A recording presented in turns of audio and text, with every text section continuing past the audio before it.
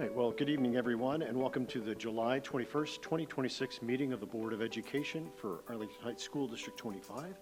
Thanks to all of you joining us tonight. Before we begin, I will share that our meetings are when the school board conducts its business and are open to the public. Because we are an elected governmental body, we can only take action by majority vote in a public meeting like this one. We welcome the public to listen and observe, and we have community input sections on the agenda if you have questions or comments on the business of the board. With that, I call the regular meeting to order. And Dr. K, will you please call the roll? Yes. Member Cerniglia. Here. Member Tranter. Here. Member Michael. Here. Member Scapalato. Here. Member Neerman. Here. Member Buchberger. Here. Dr. Jogi. Here. Thank you. Thank you, Dr. K. Please stand if you're able for the Pledge of Allegiance. I pledge allegiance to the flag of the United States of America and to the republic for which it stands, one nation, under God, indivisible, with liberty and justice for all.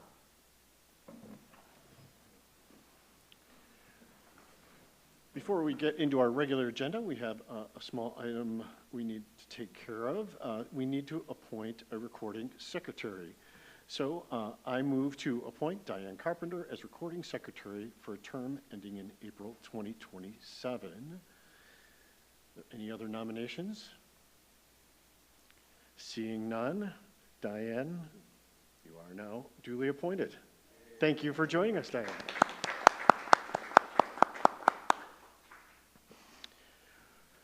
So that brings us to our communications from district partners. And I believe we have a report from the PTA, and we're going to welcome Dr. Suchi Joshi Soni.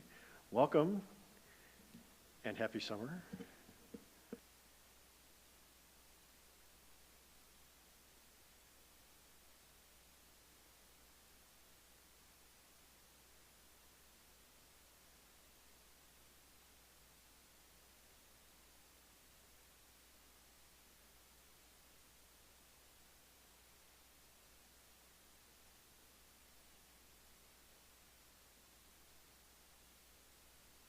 Was I supposed to do that? Oh, sorry. Should I start over? I don't, no? Okay. Who dedicate their time and energy to making our schools stronger. Their commitment and partnership are what make our PTA communities such a valuable resource for our students, families, and staff. The 25-26 school year came to a wonderful close for all 9 PTAs within the Arlington Heights Council of PTAs. Many local units commemorated the end of the year with fun-filled field days, end-of-year celebrations, and heartfelt appreciation events recognizing the dedication and commitment of our many volunteers. As we prepare for the new school year, all 9 PTAs are actively transitioning to their newly elected boards and participating in training sessions to prepare incoming officers for their leadership roles. Across District 25, PTA committees are already working hard to plan engaging back-to-school events, including meet and greets, back-to-school bashes, outdoor movie nights, fall fests, and other activities designed to welcome students, families, and staff back into our school communities. At the council level, we have focused on a smooth leadership transition through knowledge transfer meetings and finalizing the budget for the upcoming school year.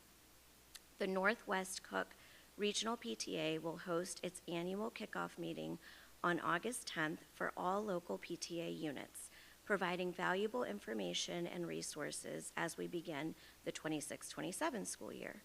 Our first Arlington Heights Council of PTA meeting of the school year will take place on August 17th at 7:30 p.m. The Arlington Heights Council of PTAs will also continue its commitment to supporting students as they transition from elementary to middle school.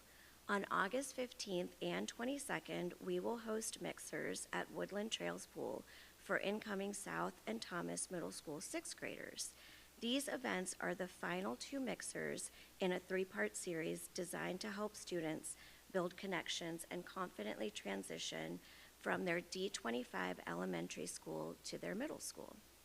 The council would like to express our appreciation to the district for continuing to coordinate student and staff school photography services through one centralized contract. This streamlined approach has been a valuable resource for our local PTAs, and each school has independently selected its picture day dates in alignment with district requirements. In just a few weeks, we will begin another exciting school year. PTA volunteers throughout our community are all ready to continue their work supporting students, families, and staff by creating meaningful opportunities for connection, enrichment, and engagement. We look forward to a successful and rewarding 26-27 school year, and thank you again for your continued partnership and support of our PTA communities. Great. Thank you, Susie.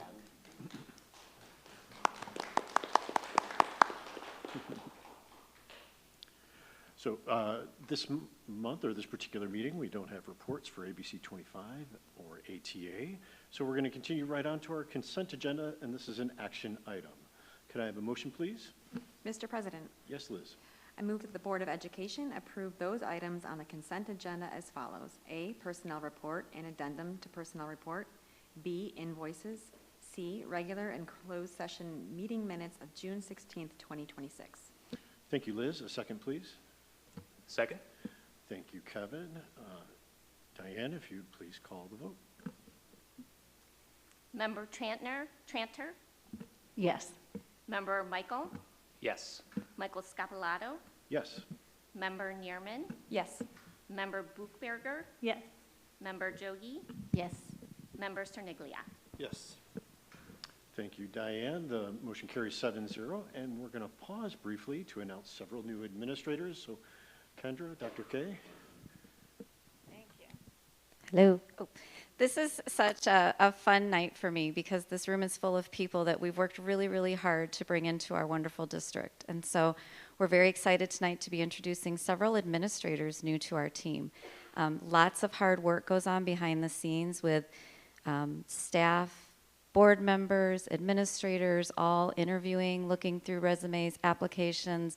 We're overwhelmed with people who want to come and work here, and we've picked the best of the best. So without further ado, I am going to start.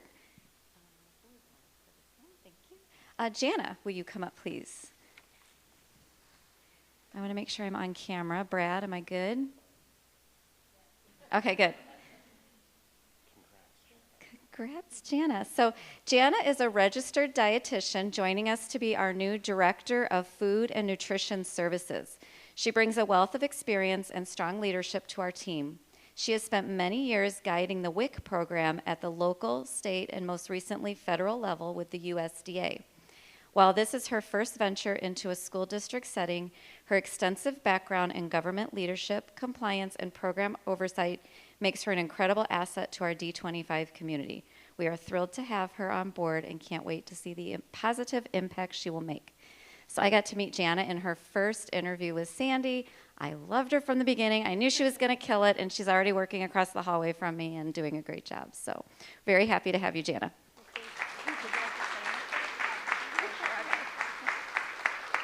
All right. Next up, we have Monique. Monique Wodzinski. Did I do it right? Hi,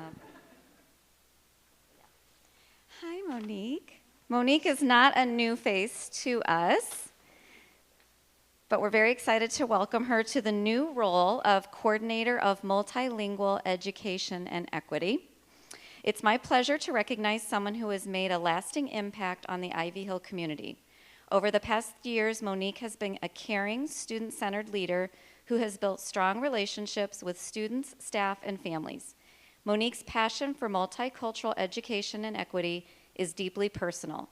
Growing up in a home where 3 languages were spoken, she developed an appreciation for the power of language, culture, and belonging that has guided her throughout her career.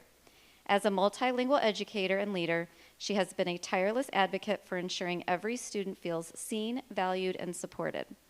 While we are sad to see her leave Ivy Hill, we are thrilled that she will be continuing serving our D25 family as the new Multilingual and Equity Coordinator. This role is a natural fit for her experience, passion, and commitment to helping all students succeed. Please join me in congratulating Monique. Would you like to say anything? Okay. No, it's so good.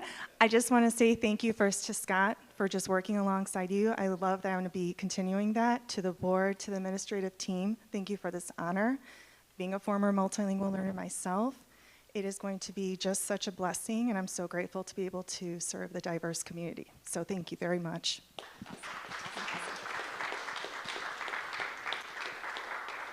All right, next I would like to invite up Leslie. Welcome, Leslie. Leslie is our new MTSS coordinator in the Department of Student Learning and Student Services. It's my pleasure to introduce Leslie Jasper as the new coordinator of teaching and learning for District 25. Sorry, please hold. Leslie brings more than 20 years of experience in education. She has served as a classroom teacher, reading specialist, differentiation support teacher, and for the past several years as an instructional coach in Prospect Heights District 23. In that role, she has led district initiatives in standard-based practices, MTSS, curriculum implementation, instructional coaching, and professional learning, while partnering closely with administrators and teachers to strengthen teaching and learning across the district.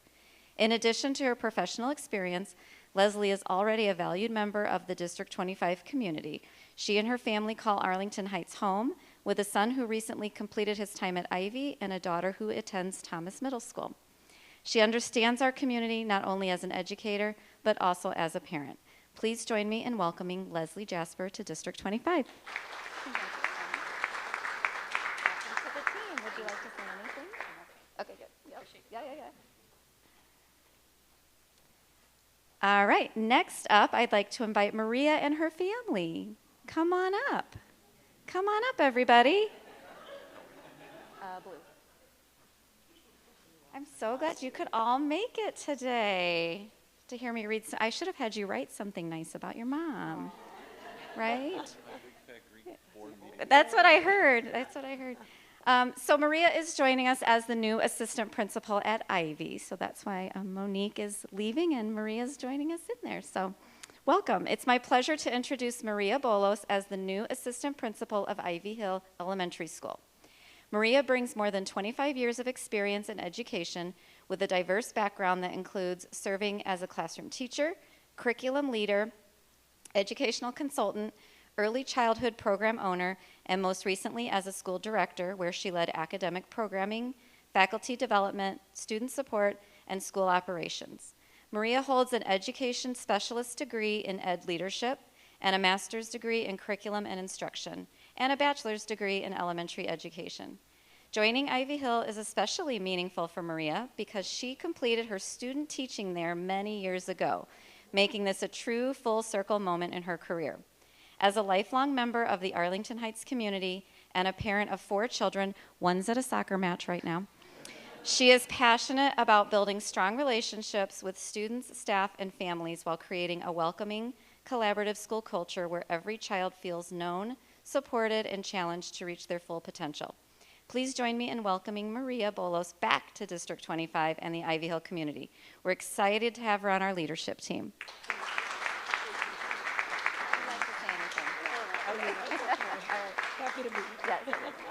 Thank you guys for coming.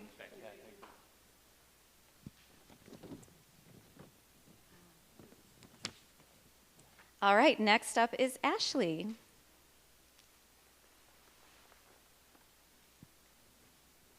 This is a vacation evening for Ashley because she has several little children at home, and she said she's just going to take the night off and come here. So we love that for her. Ashley is joining us as the new assistant principal at Patton Elementary School. It's my pleasure to introduce Ashley Campos as the new assistant principal at Patton Elementary School. Ashley brings 14 years of educational experience, serving students in grades K-8 as a dual language teacher, bilingual teacher, middle school social studies teacher, and most recently as a multilingual specialist. Her diverse background and passion for supporting all learners have prepared her well for this leadership role. Ashley believes that strong relationships are the foundation of a successful school.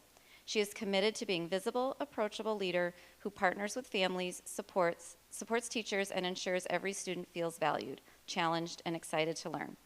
Outside of school, Ashley and her husband are the proud parents of 3 young children. Please join me in welcoming Ashley to the Patton community. Congratulations. Thank you. And I just have to say, as her role at Patton is part-time, and I started in District 25 as a part-time assistant principal, so we had lots of conversations around the unicorn job that is when you're a mom and you still get to do your career. So congratulations. Thank you so much. All right, Katie Paulson, come on up. Bring the fam. She is pink, yes. Congratulations, Katie. All right, you guys need to come up here because you're going to be on YouTube, and you should be YouTube famous. I know you were excited tonight that this was going to be broadcast live, so please take a minute and wave to whoever's watching you out there. Yeah, awesome. All right. Yeah. Katie is joining us as the new Director of Innovation and Technology. It's my pleasure to introduce Katie Paulson as the new Director of Innovation and Technology.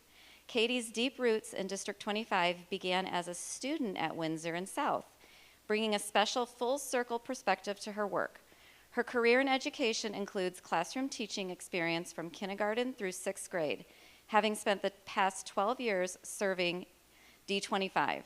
Her journey spans roles as a 5th grade teacher, advanced learning facilitator, and LMC director at Greenbrier, a technology integration specialist and student learning coach at South, and most recently, an advanced learning LMC creative arts coordinator and program coordinator at the district level.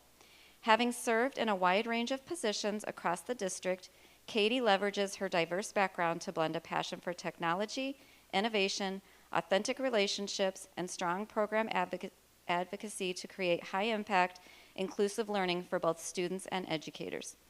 Outside of school, she loves spending time with her family, which includes her 2 10-year-old twin boys, traveling, being on the water because her husband has one of the coolest passions I've ever heard of, sailing, and cheering on her favorite sports teams.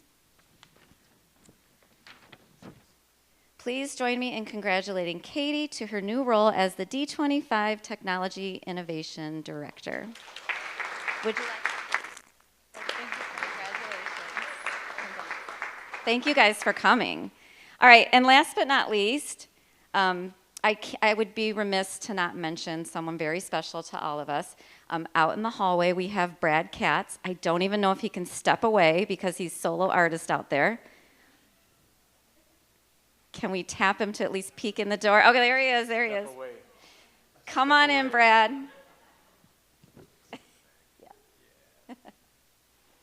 Yay.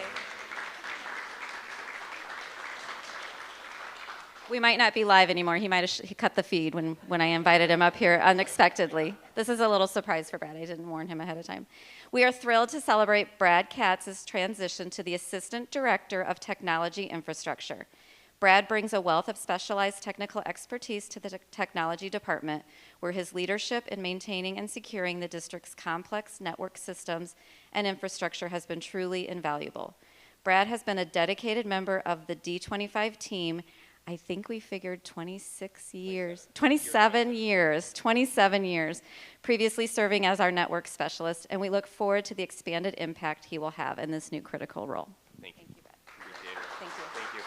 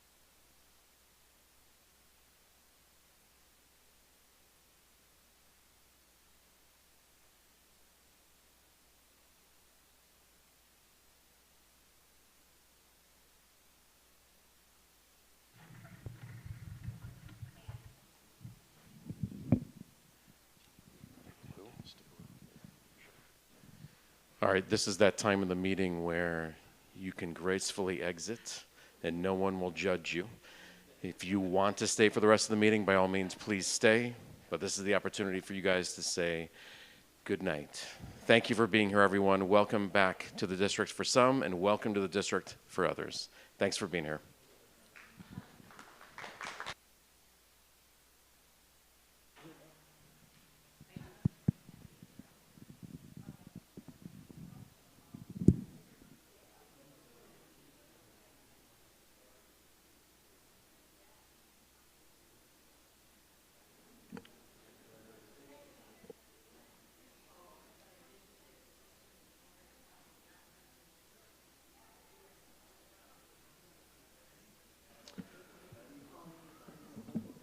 All right, now is the time in our agenda we have set aside for community input. If a member of the public wishes to address any item on tonight's agenda, we ask that you please complete one of the blue forms provided on the table by the door and hand the card to Diane Carpenter. Please note on your card if you wish to speak now at the first community input opportunity, or if you wish to speak later, should we have a second opportunity later in the meeting. We do have a request to speak, so I'm going to share with all of you that the opportunity to speak to the board is provided for members of the public who have a comment to make about the business of the board. The board appreciates hearing from stakeholders and values your thoughts and questions. Public input can be helpful to the board as we strive to make the best decisions for the district. In order for the board to reserve sufficient time to conduct its business and operate its meetings in the spirit of civility and decorum, speakers are expected to adhere to the following guidelines. 1, please address the board only at the time provided on the agenda and only after being recognized by the board president. 2, please identify yourself and be brief. Comments must be limited to a maximum of 3 minutes per speaker. The board may shorten this time in order to allow the maximum number of people the opportunity to speak. And 3, we ask that you please be respectful and courteous. The board requests that you not make statements that are personally disrespectful or condescending to members of the board or staff. Just so everyone knows, the board typically does not respond to comments or attempt to answer questions during the public comment period, but we do listen intently and appreciate the input from our community. As always, if you have included your email on the comment form, someone from District 25 will get back to you regarding any questions or concerns. And so I believe the only request we have this evening is Erica Pace. Welcome, Erica. And you can step up. I believe the mic is already on. And of course, you have the timer on the board. I see the timer. Okay. Good evening. My name is Erica Pace. I am a District 25 parent. In May, I spoke about ed tech and one-to-one devices. Tonight, I want to turn your attention to artificial intelligence. On June 22nd, I emailed the board and Dr. K asking for a more robust policy on AI use in our schools. I am here to reiterate that request and to share why it matters. Over the past 6 months, a growing body of research has raised serious concerns about AI use in schools. Let me just mention a few. The Brookings Institution, in a January 2026 report following a year-long global study, concluded simply, at this point in its trajectory, the risks of utilizing generative AI in children's education overshadow its benefits. Common Sense Media found in a June 2026 survey that 85% of children ages 9 to 15 use AI, and of that group, 83% use it for schoolwork and homework. That same organization released another report this July, finding that the AI tools built into Google's education products pose unacceptable risks to children. Their findings were scary. Google's AI Overview and AI Mode routinely failed to recognize harmful and risky behavior and failed every single severe harm red line the researchers tested.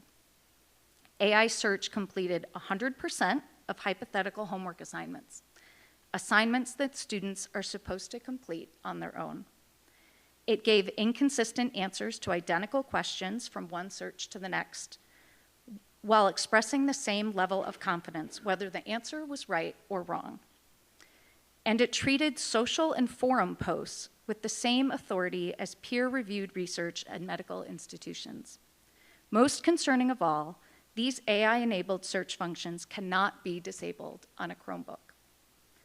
A June Prof G media piece addressed the underlying concern. Historically, tools like writing, typing, and calculators have let humans offload parts of a cognitive task, a process researchers call cognitive offloading. AI is different. It doesn't give students a part of the answer, it hands them the whole thing. When a student can get the complete answer without engaging the material, the neural pathways that produce real learning are never activated, and the learning simply doesn't happen. Researchers have now given it a new name, cognitive surrender. In third grade, at the age of 8, students in the district are issued a Chromebook, a mandatory Google device loaded with these AI functions that cannot be removed. If the administration and the board genuinely believes Erica, that these... I apologize. If you could go ahead and finish your thought. It's my last sentence, thank Okay, you. great. Thank you. If the administration and the board genuinely believe that these devices support cognitive development and foundational learning at the elementary and middle school level, I am asking you directly to share the research behind that belief.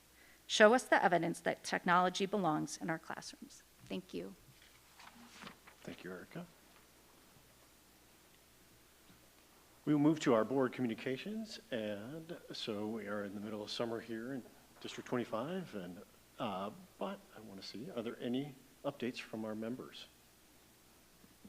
Please, Deb, go ahead. Mr. President, I would love to start just taking a moment to welcome Diane. Diane Carpenter, thank you so much for being a part of our group now. Your first official meeting, we are very blessed to have you, so thank you. I also wanted to share the joy and the happiness that I experienced on our first 4th of July walk in the parade with Dr. K and several of our board members. The community joy and the screaming of children and family members of, they're just so excited to see us. The community members that participated, the admin that participated, absolutely made my day. So thank you, Dr. K, for putting that together. The pleasure that we saw with the crowds of individuals that were out in the community and the joy, them seeing us out representing the district, it was really quite great. Lastly, truly grateful that we were invited yet again this year to City of Support with Dr. K, several of the board members, to celebrate the graduation of Children in Therapy, and Beth, as the founder, is doing so many wonderful things. It just was another day of summer joy and happiness that we could be there to represent the kids. So yes, it's summer, but some really fabulous celebrations. Thank you, Deb. Any others?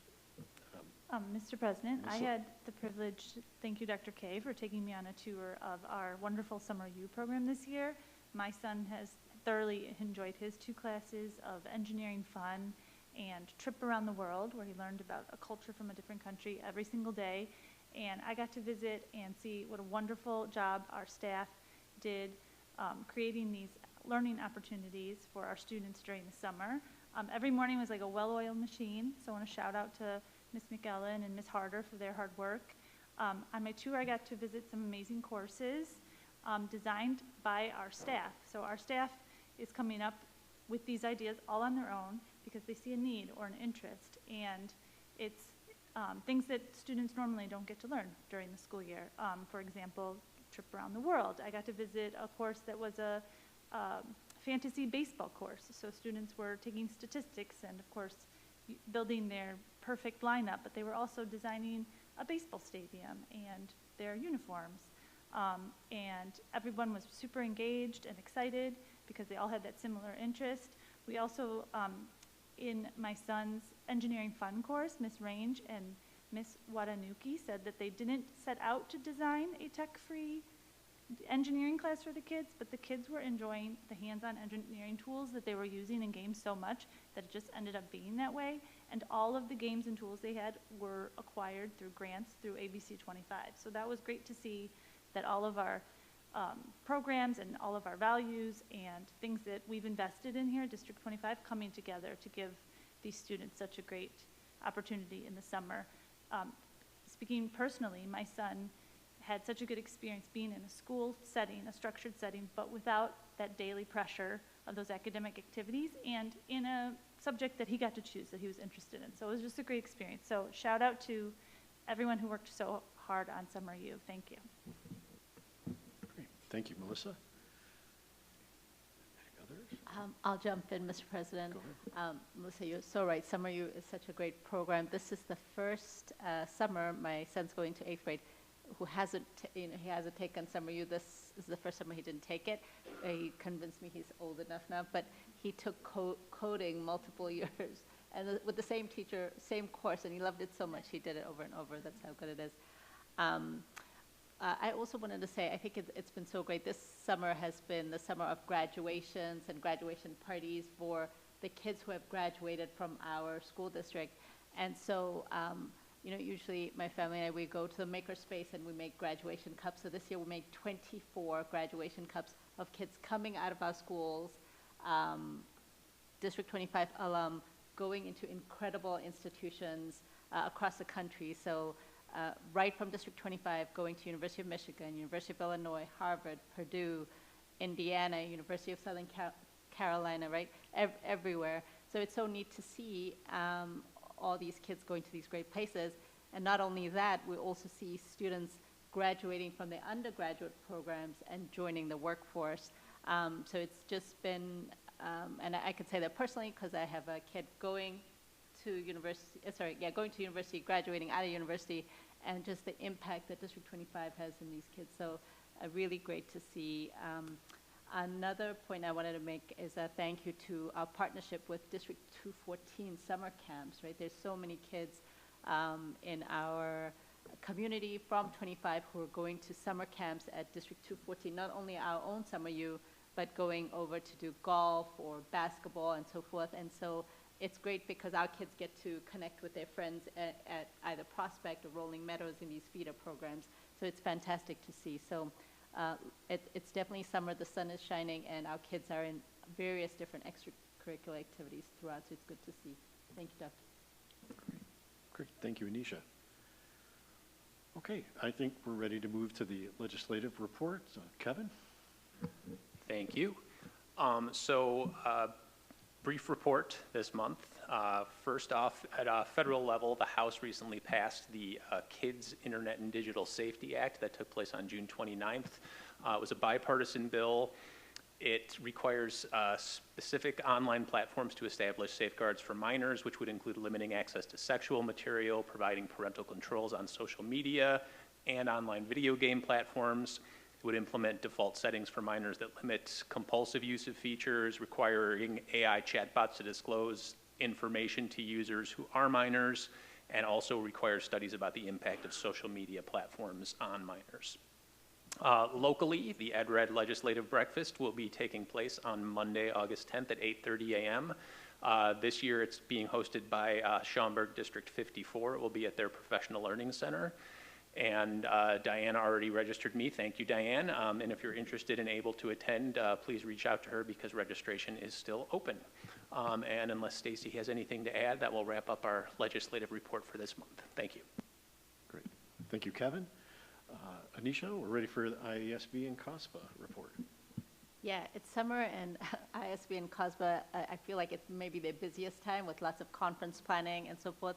So again, thanks to Diane. We haven't given her a moment to breathe. We've gotten her right into planning and helping set us up for success. So Diane has, registered and helped us, Melissa and I, get organized to go to Washington, D.C.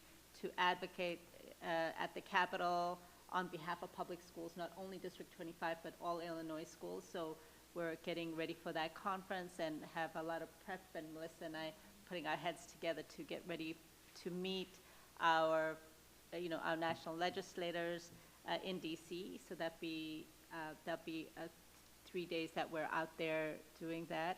And so thanks to our families and Melissa has little kids, so it's great to, a big thanks to our families for supporting our time away as well on behalf of our students. And then as far as IASB goes, where that happens in November, and so lots of learning, lots of great sessions. This time there's also full-day sessions on technology as well, and topics that, AI and everything that we've discussed today and have public comments on, which is great. So we look forward to doing a lot of learning always and at these conferences that are coming up. So thank you. Great. Thank you, Anisha. Next, we have the NSSEO report, and I believe we're in a moment of transition, right? So, Melissa, I think you're going to step in Yes, here. I'm excited to represent our district on the NSSEO board this year. Thank you, Liz, for all of your hard work these past years representing us and for assisting me with the transition. Their first meeting of the year takes place on August 5th, which I actually, unfortunately, will be on vacation for. So Deb has graciously offered to be our sub for that evening, and I look forward to attending the meeting on September 2nd. There's no July updates from NSSEO because there was no July meeting this year, but yeah, we're in a state of transition, and I look forward to it. Thank you, Melissa, and thank you, Liz. We're going to move to the business and finance section of the agenda. This is... Can I pause you for 1 second? I just need to make eye contact with Stacy.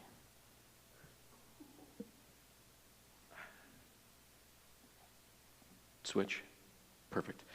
Can we do superintendent updates before we do the business and finance section? We absolutely can. I'm trying to Thank throw you. Diane for a loop and you for a loop as much as possible. July is the best moment to do that, I think. The real reason is because we have somebody assisting us with the presentation, and they were doing one school district before ours, and they thought they might be able to make it here by this time, but they're clearly not here yet. And So if we could switch. We absolutely can, but since we're talking about the agenda, can Yes. we clarify, is this an action item, the business and finance, or no? It's informational. Thank you for clarifying, Stacy. So, Dr. K, let's go to the superintendent's report. I appreciate your willingness to pivot. Thank you. This will give her enough time to make it here and settle in before she has to present, so thank you.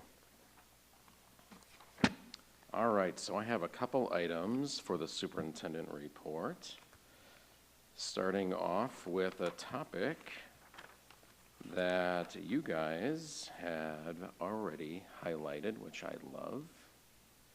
I'm going to talk about the Insight magazine that made it to all of the homes throughout District 25, whether you have students here or if you have a business in the community. I'm going to talk a little bit about Summer U and ESY, and that's the one you guys have already highlighted and given a lot of praise to, so thank you. And then every student's parent or guardian would have received an email from me regarding the Superintendent Student Advisory Council if you have a 5th, 6th, 7th, or 8th grader. So I'll mention a little bit about that, and then the strategic plan and portrait of a learner I'll talk a little bit about.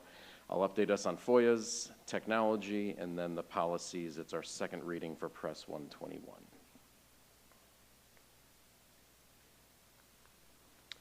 All right, so looking at the Insight magazine, I am thrilled that our Department of Communications was able to send this out. It's actually our 9th year in publication. This one has a 12-page spread in a magazine style and was mailed to every residential address and business within the District 25 boundaries, again, whether you have a student attending here or not. It serves as a vital bridge between our classrooms and our community, ensuring that every community member without or with school-age children remain connected to and proud of, hopefully, their local public school. From an operational standpoint, it remains a very transparent way for us to share our district story to all of our taxpayers. Any questions about the Insight magazine? I guess my only question is, did you receive it at home? I see one head nod.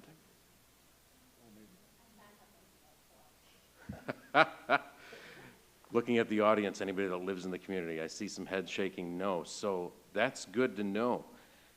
Communications, we got to check to make sure it got sent out, but it is in the mail. I'm hoping that it will be received. So that's exactly what the cover looks like. Please look for that. I think you'll enjoy the stories within it. The next one I wanted to highlight was Summer U and ESY. I'm pleased to share an update of our summer learning environments, beginning with Summer U. This was hosted at South Middle School this year from June 10th through July 2nd. In the past, we have gone past July 4th, but our attendance rate plummets. So we have now started to end it before July 4th because we want to make sure everyone's getting the most value out of the time they're going to put in. So this year, there were 16 dates of learning throughout the summer. Our focus was on providing high-interest learning opportunities that allowed students to build skills, explore new interests, and maintain academic momentum outside of the traditional school year. I want to extend my gratitude to our summer administrative team and educators who designed structured curriculum that kept our students engaged and connected. We also had, running concurrently, Summer U and Extended School Year, our ESY program, and that was held up north at Greenbrier Elementary School. ESY is a specialized, legally mandated service that is provided only to our eligible students from early childhood all the way through 7th grade. Our 8th graders transitioning into the high school receive any academic supports they need through their IEP from the high school that they are going to. The core focus of ESY is skill maintenance, preventing significant regression and supporting recoupment over extended breaks. We had 16 days of instruction with dedicated special ed teachers and related service providers delivering academic, functional, and developmental support. Thank you to our staff for creating a joyful, inclusive learning environment for all of our learners. Any questions about Summer U and ESY? Thanks for highlighting that. I appreciate it. Next, for our Superintendent Student Advisory Council, what we had talked about is our inclusive way of adding student voice to the board. I'm excited that our new initiative is underway, and emails have gone out, and they are being responded to regarding parents expressing interest on behalf of their children. What I'm excited about is that's going to close tomorrow, and I'll have the list of who has expressed interest on behalf of their children, and then we will ask the children to add some input. So I'm excited to hear from them specifically what they do, who they represent, what experiences they have, and get another survey from them specifically so I have a little bit more understanding of who they are, and then I will conduct an interview of those interested. So we have a good representation of lots of variety of interests. So I'm excited on, after tomorrow, we'll close it and then see if we have enough interest from every school. Again, 2 members from every 5th, 6th, 7th, and 8th grade. So 2 from every elementary school, and we'll have 6 representing South and 6 representing Thomas, but from the different grade levels. Any questions about that group? I'm excited to welcome them here very soon. All right, as you know, in just the past 2 board meetings, we have adopted the new strategic plan and portrait of a learner. Adam and the communications team have spent time looking at the visual. Since this was a refresh, we also didn't want to completely redo. So we have refreshed the visuals, and soon we will be taking down the old visuals and refreshing them with the new brand. So we're excited that this has not only been adopted by the board, but I'll be using this as my theme going into my administrative retreat and my opening day. So we will be connecting it to our refresh of our strategic plan. Any questions on that? And the Portrait of a Learner is a new document that we added this year, so I'm excited to lean into this one for our administrative retreat. And the opening day with our new faculty will be one of the highlights is talking about the Portrait of a Learner, which are the skills and attributes of a student once they leave us in District 25, what the community can expect from a learner in District 25. That same committee that did the strategic plan also worked on this document as well. All right, moving forward. My next topic is the Freedom of Information Act. There were 7 FOIA responses over the last month, and our administrative team ensured that all inquiries were addressed accurately and on schedule, meeting all legal requirements for timely disclosure. Any questions about the FOIAs? Good. All right, and now technology. There's a couple more slides than the ones I've just shown, so Get your pens and pencils ready to take some notes, and we're going to jump into these 5 categories: infrastructure and device ecosystem within District 25, the digital safety and oversight, our software vetting and data compliance, artificial intelligence status currently, and our acceptable and appropriate use. So jumping into infrastructure and device ecosystem here in District 25. So District 25 maintains a robust, highly secure operational infrastructure. This includes modern networking hardware, enterprise-grade firewalls, enterprise Wi-Fi, and secure data backups. The backup system is the official foundation that ensures reliable, uninterrupted support for both daily classroom instruction and essential district operations without risking data exposure or system downtime. Classroom technology within the infrastructure and device ecosystem. Within the classroom itself, our technology is designed to make learning visible and collaborative. We support a standardized suite of classroom tools, including projectors, interactive displays, and Apple TVs. These allow our teachers to move around the room, to share content, and facilitate active, collaborative student work. We do support a one-to-one implementation, ensuring equitable access to digital resources across all 9 schools. District 25 operates a structured one-to-one device environment. In grades K through 2, students utilize touch-based iPads, which align with early primary developmental needs. In grades 3 through 5, students transition to Chromebooks, supporting intermediate research, typing, and digital literacy. And then in the middle schools, grades 6 through 8, our middle schoolers utilize Chromebooks to engage in advanced coursework and preparation for high school. Each phase of this rollout was intentionally planned and deployed to support specific curricular goals.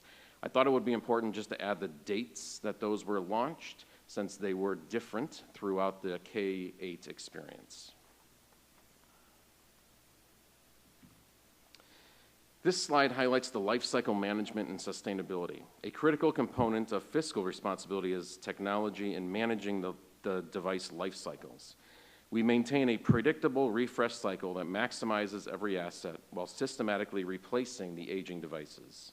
This ensures our hardware remains capable of supporting essential security updates, operating systems, and instructional software while preventing large, unexpected capital expenditures. I want to explicitly emphasize an important philosophical point for our board and community, that while District 25 is a one-to-one district, learning in our schools is not exclusively digital. Core curriculum adoptions provide both robust digital platforms and physical print materials, workbooks, and hands-on manipulatives.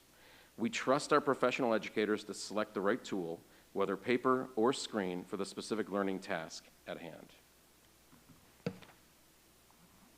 Turning to safety, our top operational priority is balancing instructional access with rigorous web filtering and safety monitoring. All student-issued devices are protected by content filtering both at the school and at home. While no commercial web filter is 100% infallible, our system utilizes real-time alerting to flag bypass attempts or protocol gaps immediately. Additionally, YouTube is locked into strict restricted mode across student accounts, automatically blocking non-educational categories, but I'll repeat, nothing is 100% foolproof. And access is automatically turned off district-wide at 10 p.m. each evening to YouTube to support a healthy home routine. During the school day, our teachers utilize GoGuardian as an active classroom management tool. This allows educators to view student screens in real time, guide focus, and immediately redirect or restrict browsing during instructional time. Regarding screen time limits, we currently do not have or enforce a specific amount of screen time. We don't have a timer-based cap, and screen use varies significantly depending on the lesson. We currently rely on teacher-led instruction design to balance focused screen tasks with face-to-face instruction, group work, and physical learning materials. We also recognize the vital role parents play in digital safety. Currently, parents can review direct search histories on their child's device or request reporting through the district. We are actively exploring dedicated parental portal options to give families greater visibility into their at-home device activity, or their child's at-home device activity. Application installation is strictly controlled through centralized mobile device management, meaning students cannot freely download unauthorized third-party apps onto their device. Protecting student data privacy is both a legal mandate under the Illinois State Online Personal Protection Act, or SOPA, and an ethical responsibility that we have as employees in District 25. Before any new software or digital platform can be used in a classroom, it must go through a strict multi-step administrative workflow. First, staff check our existing approved inventory list. Second, they consult with the building technology facilitator to determine if an already licensed district tool meets the pedagogical need.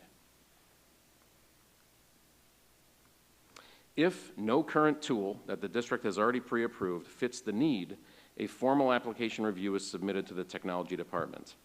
The tool is then thoroughly vetted across these 3 criteria: curriculum alignment through the Department of Student Learning, student data privacy, ensuring execution of a signed SOPA-compliant data sharing agreement, and technical compatibility and cybersecurity compliance.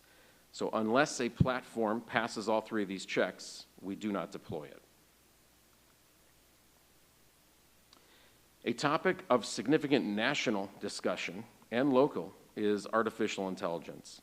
District 25 is taking a deliberate, measured, and human-centered approach to emerging AI technologies. First, as a matter of security and privacy, students do not have access to open standalone AI chatbots such as the popular ChatGPT or Claude on our district devices or networks. Where students do interact with AI currently is strictly through age-appropriate, vendor-vetted, embedded functionality within the established core programs, such as the adaptive literacy supports in our HMH reading curriculum, or personalized practice in apps such as IXL. For our staff, we are focusing heavily on professional learning and ethical framework development. We have established updated guidance, knowledge briefs, and baseline resources to provide our staff. Our district AI steering committee met last year and finalized a draft 2-year implementation roadmap launching this school year. I'll repeat, it's still in draft mode from this steering committee. This includes standardized building-level professional development for all staff to ensure a consistent, secure, and thoughtful understanding of how AI tools impact instruction and administrative efficiency. Finally, technology tools often function effectively when paired with clear expectations. Our student parent handbook explicitly details acceptable and unacceptable digital behaviors. These expectations are actively taught and reinforced throughout the year, focusing on digital citizenship, data privacy, responsible care of hardware, and strict prohibitions against attempting to bypass district security filters.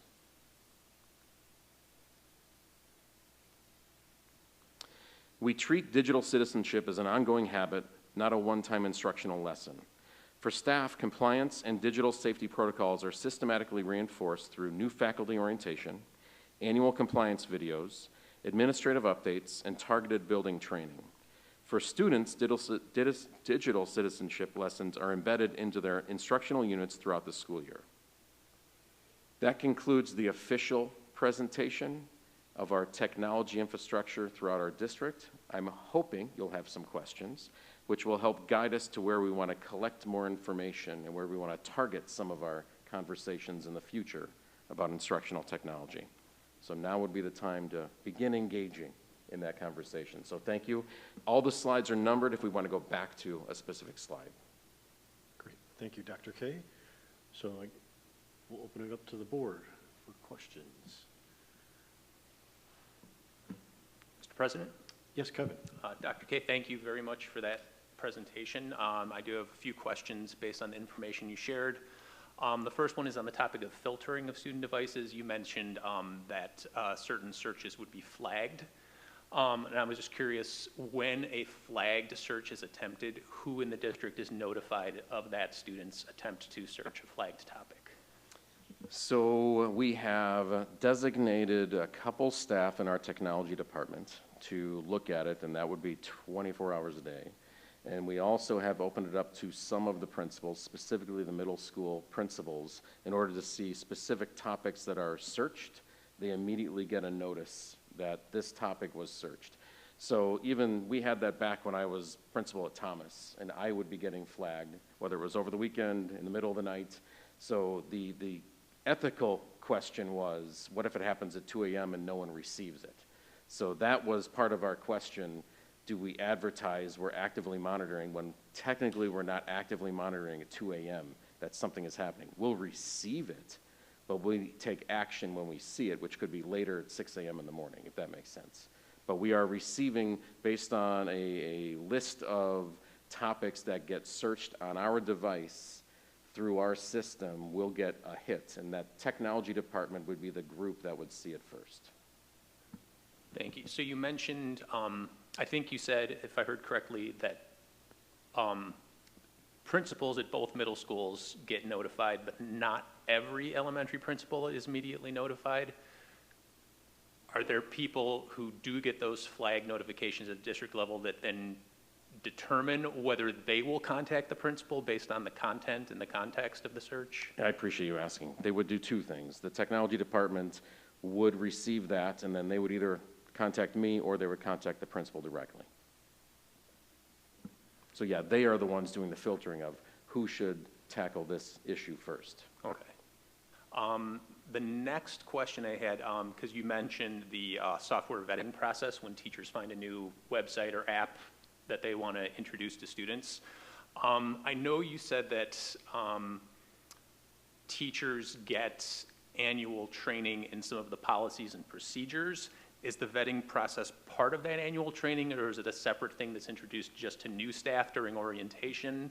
And if so, is there a way that it's also reviewed and reminded to returning staff? Great question.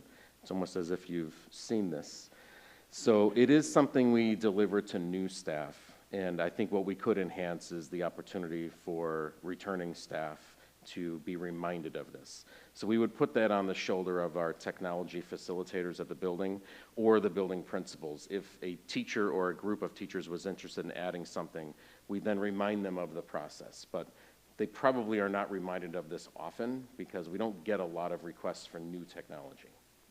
But to answer your question, new staff get it. Returning staff, we could add more professional learning opportunities for that to be delivered. Kevin, I just want to clarify that last question was with regards to new apps or software? Yes. Is that what you were Yes. asking? So yeah, the process of requesting access, whether for staff or for students, to something that might not currently have been on the approved list. I assumed, and I think based on Dr. K's answer correctly, that new staff are taught that process and how to access it, but that perhaps returning staff might benefit from regular reminders of the process and the procedures for that. Correct. Okay, thanks for clarifying. Other questions? Mine is more of just a comment and invitation, perhaps, to our board to think about some things, especially as we redevelop our strategic or refresh our strategic plan. And we were just talking about the portrait of a learner. And one of the things we want our students to be able to do by the time they leave our district under thinking skills is think critically and creative. And the statements we have here are, I can think deeply, ask thoughtful questions, come up with new ideas. I can find solutions to challenges and make well-informed decisions. And obviously that's a value we all have and a value that our staff has.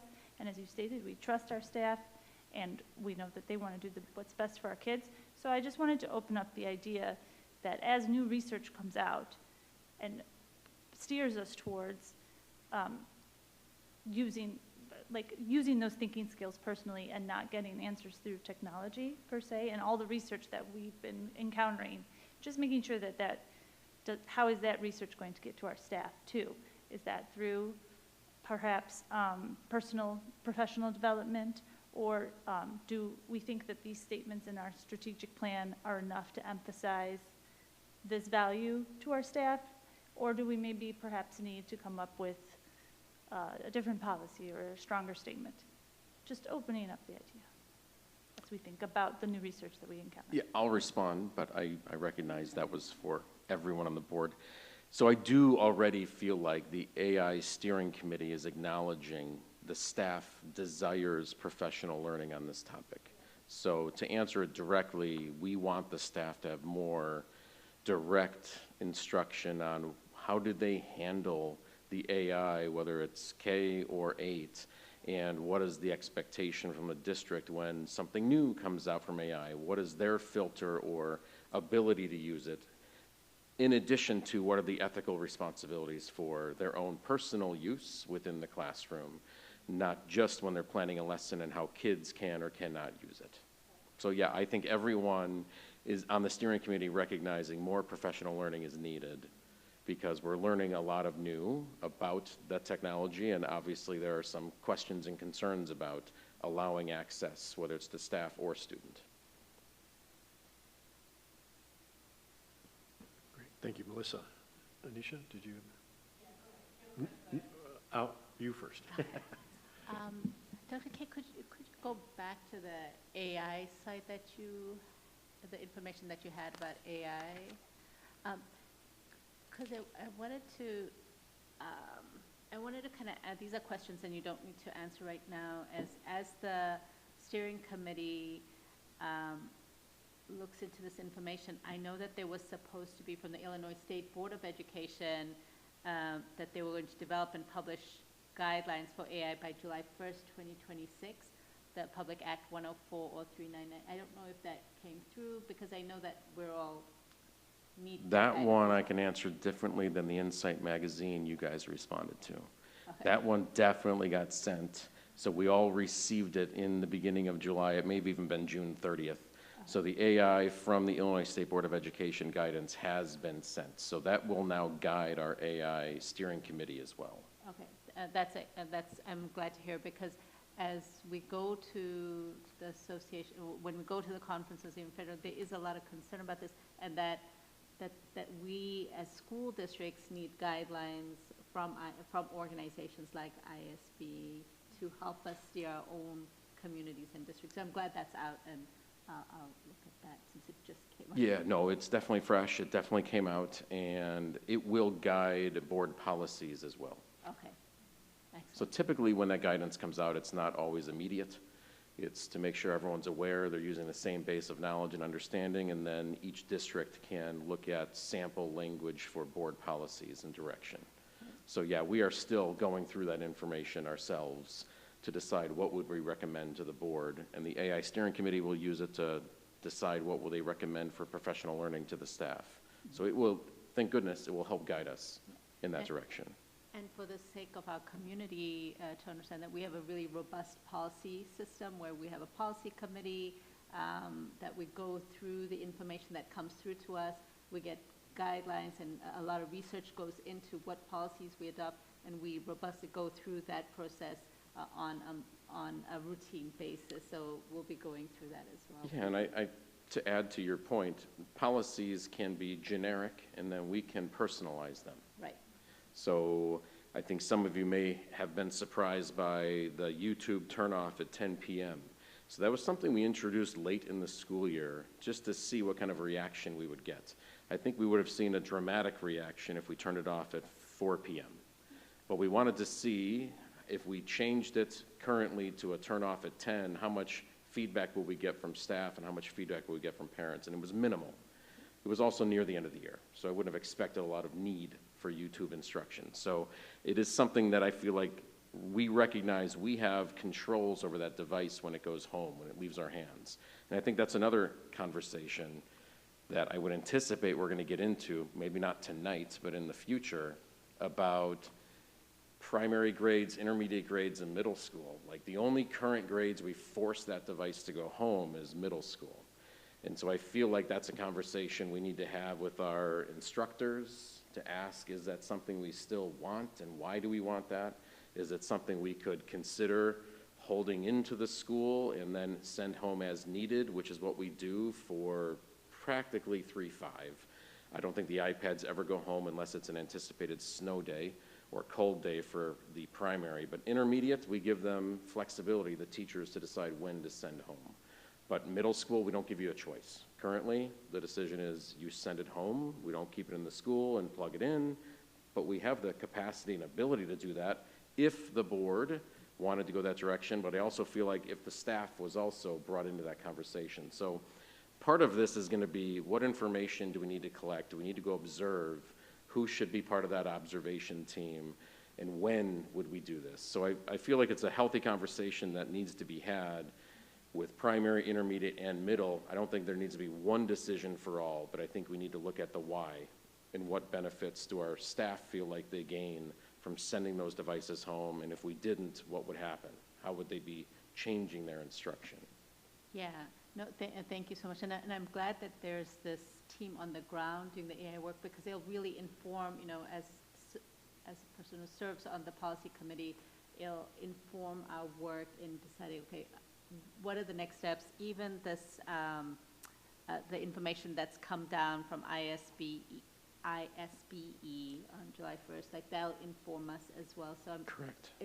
We have some research of our own to do. Thank you. Liz? Thank you. A clarifying question. Will the AI steering committee also be the group that's looking into what you were just talking about? I'm glad you caught that point. No, they have a task that's really focused on AI only. This would be a whole nother group that would have to be formed, which would include not just staff. It would include board, it would include staff, it would include parents. And is that something that we can request you start to put together? Is that something we can kind of talk as a board? Are we interested in that information?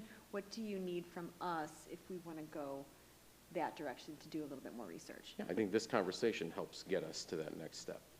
I think we need to look at who would be part of that and what tasks do we want to tackle. In order for us to identify the tasks, I think we need to know what we are starting with. What is our baseline? So how do we gather that baseline, and what are we interested in gathering before we say change something? How do we know what's really in place? Just piggybacking off that comment, has there been a survey to staff, like how many assignments they like to or prefer to have on devices, or what technologies they prefer to use? Is that information that has been gathered at all? No. Not yet, okay. So I think what would be helpful is for us to gather what are we interested in? What do we want to know before we hit send and collect that information? Because then I'm going to want to build something similar to get from parents and from students. So we have a comparison of the three groups. Yes, that makes sense. Yeah. But I don't think you need to convince me we need to do it. I just think we need to understand what questions we really want to know before we hit collect. Are we really talking survey here, or are we trying to define what does technology usage look like currently, and how does that compare to our policies? Like, what's really happening? You know what I mean? Like, I do. I don't know if that's a survey topic. I think it's more of a, I don't know, like a data gap, not even data. I did mention it, that I do feel like walkthroughs are going to be important. Yeah. Let's go see what it looks like throughout the school. I think the survey is one way to get information from all three groups: community members, staff currently, and students. But I also feel like we need to see what is happening in the classroom. I kind of feel like we don't know what we don't know right now. Correct, which is why I don't think we can target, here's what needs to change, Right. until we collect that specific information. Brian, I want to amplify your point, just that we don't have to get stuck in the how, right? We still got to decide the what. Correct. And then we can go after that. Dr. K, could you go to you had a page on professional development for teachers, something like that? I'm sorry, I don't remember the slide number.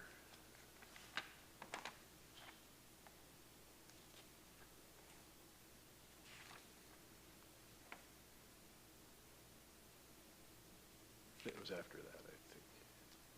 It was after this one? I don't know. Sorry. If you want to start with the question, that may help All guide right, me. I'll do that. So you talked about, it's related where Kevin was going, talking about integrating of new software. And let me start with this, that was a teacher-led, like a teacher asks, right? They Correct. bring something forward, and something they want to use. But let me tie that into AI. Like when we're thinking about AI, that's a part of technology. And when we want to use an app, that's a part of, that's really focused on the technology. And so my question is there, what kind of professional development, it could be for new teachers, experienced teachers, about the actual integration of technology into the curriculum? I also know at the board level, we've heard about, like when we're approving a new curricular resource, right? And it has these online resources. We've heard about those, but it's like we're hearing about them in silos, AI, apps, curriculum. And so I'm asking, is there any kind of professional development at any level, or even instructional support on how do I integrate technology? Doesn't matter what the thing, it could be AI, it could be the app, it could be this tool for HMH. Is there anything like that that happens? Yeah. So I would say content knowledge is number one. So when we bring in new staff, this year it will be August 10th. So we've hired all these new teachers. We require them to be here August 10th. That entire week we call NFO, New Faculty Orientation. It is a challenging week for everybody involved, but it is one of the most exciting weeks because you're welcoming all the new faculty. And not only do you want to make sure they feel they're welcome, but we need to dump all of our knowledge and our institutional experience into their heads about what makes a District 25 educator. That is the first exposure they get to. If you're a second grade teacher, here are all of the content area pieces we want you responsible for teaching children, and here are all the tools through which you're going to use, whether it's a textbook, an online resource, intervention supports. So that first week, all new staff are introduced to all of the content knowledge expectations, and they're also introduced to any tools that they get access to help the content be delivered. Throughout the year, it's exactly what our Department of Student Learning is doing all year long, is making sure that there's professional learning in every subject all year long. And there's a review cycle for the content knowledge, and then there's tools that are also introduced to that, but content drives all of the professional learning. Okay. So new staff get it starting August 10th, and they're just bombarded. And then we know that that's not going to do it justice forever. So they get ongoing training all throughout the first year, and any returning staff have professional learning obligations throughout their year. And it depends on the review cycle. I don't have the review cycle memorized, but we have it electronically to go look at on our website. What subject is in current review, or are we just monitoring it? Like the content is currently just, nothing has changed in the content, so you can play with how you're approaching the content delivery, but the content itself you have expectations for. So there's a review cycle. I want to say it's 6 or 7 years long for the process to go through. So if you think about a middle school teacher, social studies, if they teach 6th, 7th, and 8th grade, they may not see the review cycle come back for a complete overhaul for 6 or 7 years, but they could see implementation after the 1st and 2nd year. They see things that need to be added. And that's where they would have the opportunity to look at new tools to add to the curriculum that's already been adopted. So the review cycle, I think, is fantastic for us to make sure we don't lose any content area and we don't forget about any content area. They can all see where they're at in the review cycle. Well, what I appreciate about your comment is literally that most of what you said was about the content, and that the content is driving the instruction. Correct. And that there are tools that support it. Correct. Those are not first. A quick question, or a couple of things around the audit, the security software. You talked about GoGuardian, but then don't we also have, I don't even know if you named it. So the filters, like things like that. Has there been, in my mind, analogous to you were talking about curriculum review, has there been an audit of our security software going, I mean, it's working, but is it meeting the needs that we have? Are there gaps or even opportunities? I think there are other districts that leverage GoGuardian in a way where parents can access information I'm not suggesting that's here nor there for us, but just any kind of review like that, do you know? So we've not currently conducted the audit on that side. We had a recent breach that we communicated to our community about. That has caused us to do an audit of that specific situation. And we have professional learning we need to do as a result, which is access to documents. Currently, some access to documents were set as anyone with link, which means you or I could send it to anyone, and if they have the link, they get to open it. So we need to look at how staff, when they create documents, how they also protect them. But we've not done a full audit on our complete system. But we recognize that there was time being spent on sites that were totally appropriate, that we couldn't get staff into, and they were being blocked. And there were other sites that we felt like should have automatically been blocked. So we are switching. I want to say, Brad, you may have to correct me on this one. Securely is what we have used, and we've transitioned into Lightspeed. Okay.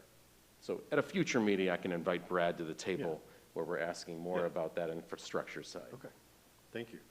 And this, of course, is in student handbook, and those of us that are parents have probably signed up, but could you remind the board, if my child brings a personal device to school, what access, when can they access it, if at all? And it might vary by grade. Great question. I think I know what you're asking, but if I don't hit it, please stop me. So personal devices would be telephones. Yeah. Personal device could be they bring their own iPad. Personal device could be they bring their own computer. Or watch. Or the watch. And I think we used to struggle a lot with personal device phone. That used to be a big struggle of ours. The current rule, which we deal mostly at middle school, is often in your locker. We're not searching pockets. Even if we see the outline, we're not doing anything about it. If it's off and in your locker, we're satisfied. That rule also applies at the elementary level. The one we struggle with most is the wearable tech. So I do have an interest in pushing the board through this investigation of technology to spend a little time on personable wearable devices, because I, as superintendent, am nervous about the eyeglasses and how those are going to be monitored and instructed on what we tell our teachers are or are not acceptable. But our current policy supports that personable wearable are not allowed. So I've seen it in many reminders through our principals to parents that all of the wearable is not allowed currently through our current policies. Kids that bring it should be turning it on, I'll call it school mode, but basically not connected. But we're not going through and checking everyone's phone. We're not going through and checking everyone's watch to make sure it's in school mode. But that is the expectation. So if kids are caught using it in the active mode, then we have the ability to manage that through consequences. But we just want to teach kids when it's appropriate, when it's not. And I would say the same for me and the same for staff. Like, I don't want to be in a classroom on my own device. So I model that with the kids when I'm there. But our language in the parent-student handbook protects us and gives teachers authority to consequence if wearable devices are being used. Thank you. That was exactly what I was asking about. You talked about parents in your slide, and I'm wondering, any thoughts about, like I mentioned, of course, as parents, we sign off on handbooks, and you talked about how students go through digital citizenship. But any thoughts about parent support and education, parent education, awareness? I mean, we always talk about it's a school-parent partnership, right? And this is an active topic of concern for parents, for educators. So any thoughts about that? Yeah, I think that is where the survey can help guide us for what do the parents want? What are they missing? What do they feel like there's a gap? So I think that could be endless at this point until we send out a survey that allows that opportunity for feedback to say, What is it they're looking for? What is it they want to know from, it could be current technology use in the school to things that they want to help us control better. So I just feel like the survey of our parent community will help us understand what it is they're interested in trying to limit or increase. Thank you. Other questions? Go ahead, Deb. Yes, if I could, there's two different issues that I've got a question regarding. The first one being when we talk about the technology that goes home and the ability for K through 5 to have that technology in the classroom, and that typically it's only required to go home when there's remote learning, but otherwise it's teacher decision or student decision. I would be in favor of having, if we do a survey or whatever we can call it, between teachers and parents and community to see K through 5, could we leave that technology in the buildings? Because from what I understand, the communication we've received from the community, they would love to see technology not go home during the evenings. So I'd be curious if we had a survey go as far as technology going home at night, and that might even help the 10 p.m. cutoff on YouTube. It would be no need for K through 5 because the technology wouldn't be at home. Might encourage the kids to do a little more book reading versus technology reading. The other question I had, and it's related to reading, is AI with HMH. I know we had some community members that were a little concerned with Amira, and I'm wondering if, as a board, we could experiment with that and maybe try it out and see what that looks like, what it sounds like, and if we need to make, or if there's the ability to make any modifications to how it's used, or I don't know, just get to know it a little bit better. Yeah, I appreciate what you're sharing and asking. I want to make sure it's clear that HMH and Amira are different entities. They help support the content of literacy, but they're different. So Amira, can we get you access, log you in, and then have you try it to experiment so you understand it? Love that idea. So we can set that up for each of you to experiment with that. But I also want you to just make sure you're clear. HMH and Amira are different. They both focus on supporting kids in their literacy development. And you had mentioned about, can we restrict? At that point, it would probably be intermediate is what you're talking about, from devices going home. What I don't want to do in this moment is swing the pendulum so far that we're just saying it's restricted, because I don't even know. We've never tracked, we've never asked at each elementary building who is sending it home, who's not, and asking the question, why? So I want to get that information first before because I know we can say it never goes home. I know we can do that. We have that authority. You don't even need to do that. I can do it. But I want to know who's sending it home and why they're sending it home before I make a decision to just stop it completely. Because there may be some very valuable reasons that I don't know about yet. So getting that information is primary, number one for me. But can we do it? Yes. Dr. K, I appreciate you having this conversation and certainly starting to gather this information. And I just wanted to comment, as we gather the information, as we're talking about the what, before we even talk about the how, just reiterating, we just hired a new director of innovation and technology and a new assistant director of technology. And I just want to emphasize that, like, when we're talking about the what, we have a lot of data, I think, about the technology infrastructure, but maybe we don't have enough data about the innovation. So, like, if we could get as really usage of it and how it is being used in our curriculum. So just, that would be a big what. And I appreciate you bringing that up, because when you say the word technology, it's so encompassing that there may be areas we don't want to focus on now, and not never, but focus on very specific slides of information first. So absolutely, I feel like we need to filter what direction we want to focus on first. Yeah. Thank you. And I think this is a good time to remember that, and an issue you were talking about, the policy committee, and our role at the board level is that high-level policy, and then expressing interests and reflections that then Dr. K can pick up on and talk about the how. Yep. Excellent. So Dr. K, hopefully the discussion we've had so far has been helpful to you. Do you have any clarifying questions for us based on just what has been come up tonight? No, I think the conversation's been very helpful. I think what I need to look at is like, what are some tangible next steps? This will be an ongoing conversation I would anticipate all year for us to look at, because I don't think AI is going to just completely be settled. So I feel like that will be a continuing conversation all year.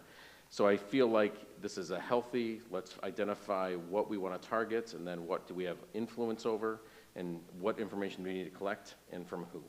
So I feel like I can see a future of surveys for all groups. I can see a future of us understanding how is it currently being used in the classroom, and that's K-8. Because I feel like, again, we need to look at, we don't need to do one universal decision for all, like we don't currently with the structured primary, intermediate, and middle.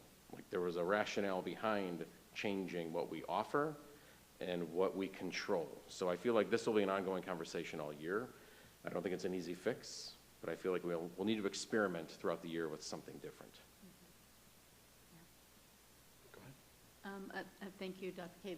I agree with my colleagues. This has been a great conversation, and a conversation that has been ongoing, not just for our school board, but school boards across. Even when I went to DC last year, AI was very much a topic of the conference, and I know it will be again this year, both state level and national level. And I'm sure my board colleagues have seen this, but in the June 2026 IASB journal, there's an article by Dr. Jim Batson, who's a technology guy and also a 23-year-old board member, a board president up in Vernon Hills, I believe. And the article is called A Board Member's Guide to AI. So, Greg talked about parent education. We're so fortunate we have a very educated parent population who are supporting us as well. And then we are doing our own research by attending and learning and reading like we always do, a learning board that we are.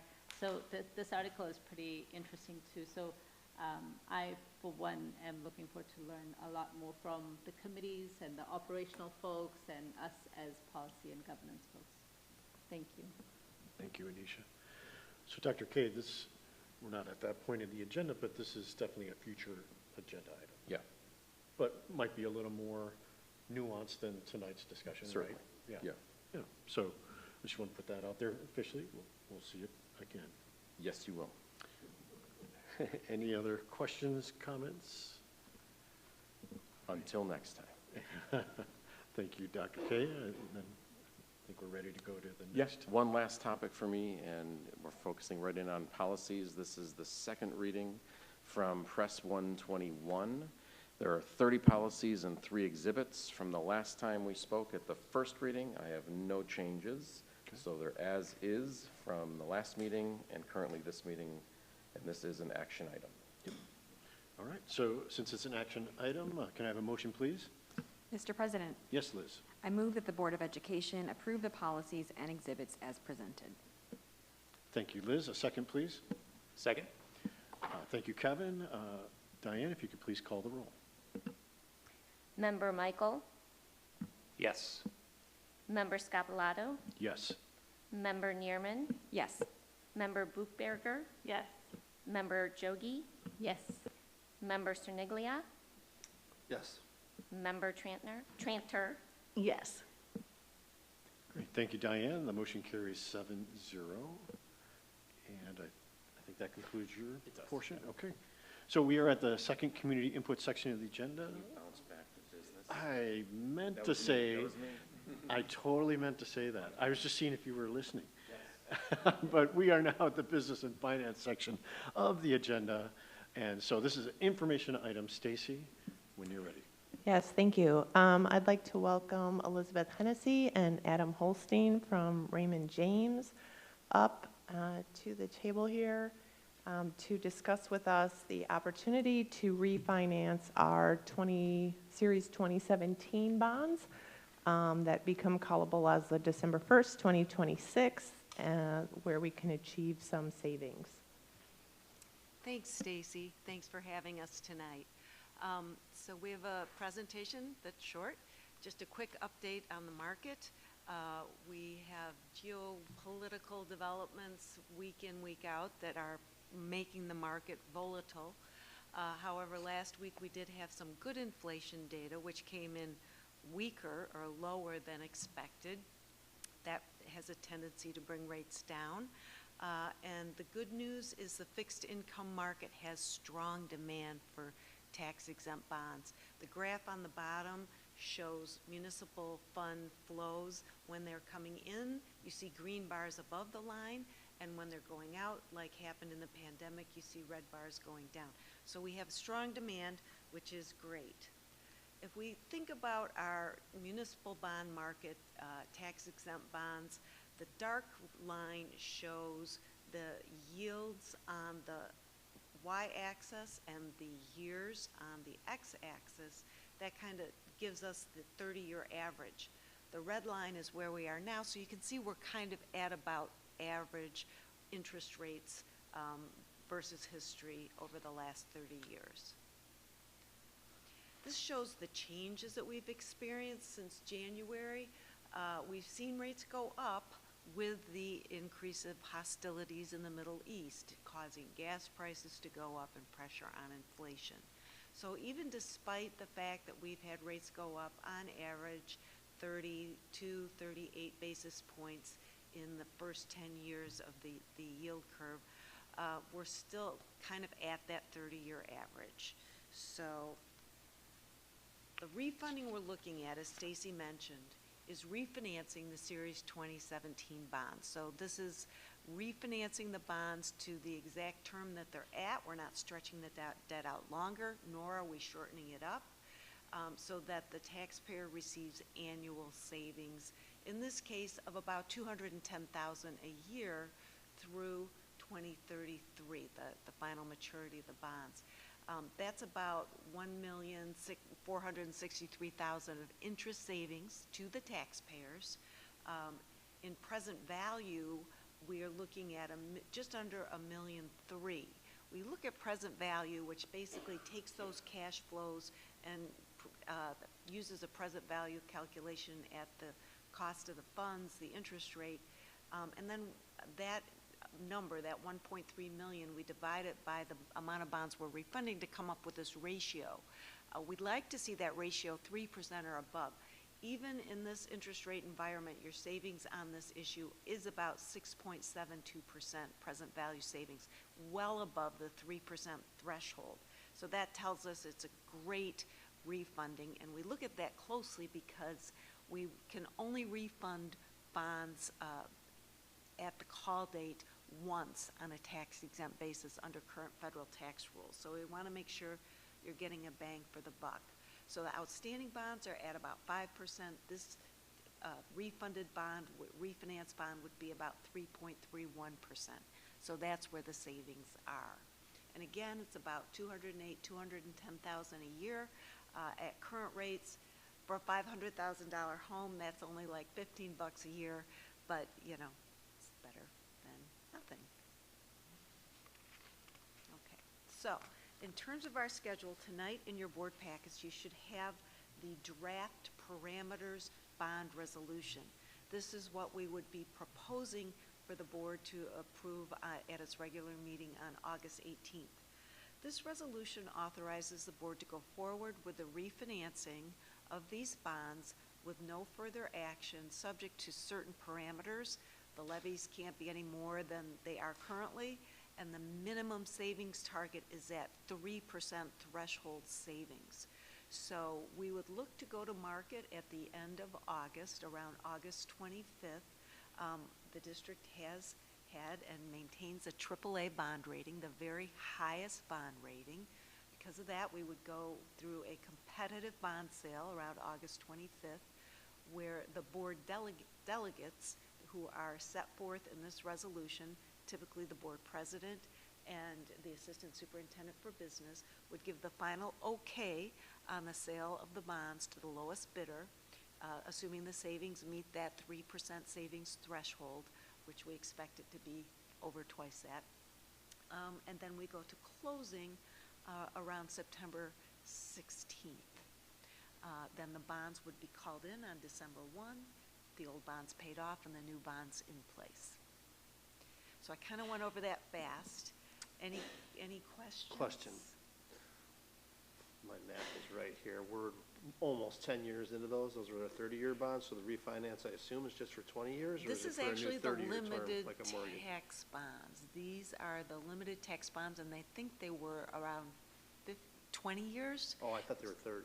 Yeah, no, Oh, 20 years. okay. And so, right, they're not Same question. callable for the first 10 years. So Right. we're doing this at the time the we halfway mark. first can do it, Essentially. yes. Because municipal bonds, unlike homeowners' mortgages, you can't refinance them again and again. You can only do it once you hit that call date. And so, yes, we're at that 9-year call date. So they remain a 10-year, the 10-year Is left to pay. duration is left on them. Okay. Yeah, It's not like we'd be taking out another 30-year mortgage, you know. correct. Just wanted to, I on think the they go record. to 2033, if you go back a couple slides. That's right, they do. So I think it's like 6 more years. We didn't do a 6 more full years. 30-year. These were, when we did air conditioning They in were the like schools. 27. They were like 15 years because we aimed for a certain payment on the bonds versus, because it was a smaller dollar amount than a life. Okay, any other questions from the board? Okay, well, thank you for being Thank here this you. evening.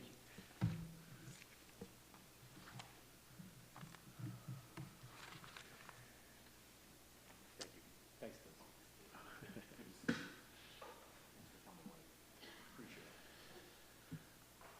All right, we are at the second community input portion of the agenda. Diane, we have no blue slips, correct? Okay. So now we'll talk about those future agenda items. We've already mentioned technology, but any new topics we need to consider here at the board table? Okay. All right, seeing none, the board is not going back to closed session, so can I have a motion to adjourn the regular meeting? Mr. President, Yes, Liz. I move that we adjourn the regular meeting. Thank you, Liz. A second? Second. Thank you, Kevin. Diane, will you please call the roll? Member Scapalato, Yes. Member Neerman, Yes. Member Buchberger, Yes. Member Jogi, Yes. Member Cerniglia, Yes. Member Tranter, Yes. Member Michael. Yes. Thank you, Diane. The motion carries 7-0, and we'll see everyone in August. Thank you.